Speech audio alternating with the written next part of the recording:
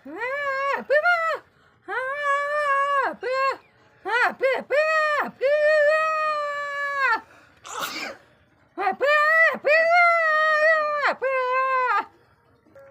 आ जी मेरी फुफ्फो है तो 4 बच्चे ने तो चारे गूंगे ने ते डोरे भी ने ते आ जड़ा मेरा फुफ्फड़ है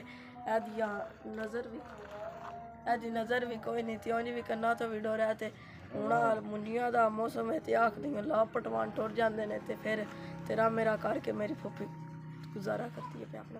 ये जी बड़ी गरीब फैमिली है लगते भी इन्होंने छड़ के ने कोई इन्हों की कैट शैड नहीं लेंदा अल्लाह तो सिवा इन्हों का कोई आसरा फुफ्फी साडी बनिया दा काम चार्ज करके अपने बच्चों का गुजारा भी करती है इन्हों की गल की किसी समझ में नहीं आती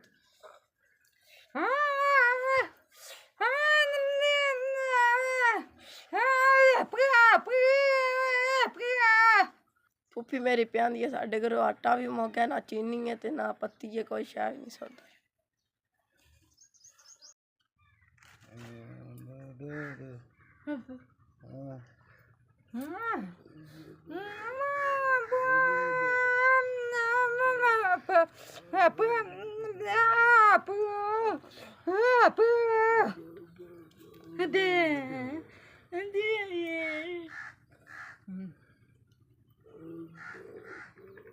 थोड़ा भला वे थोड़ा गले आंदा 1000 रुपया खर्चा लाभ गया अज 7वें महीने की 25 तरीक है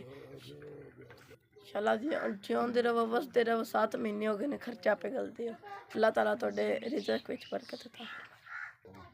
एक गरीब फैमिली है ते अल्लाह ताला तोड़ा गले ज़ाया नहीं करेगा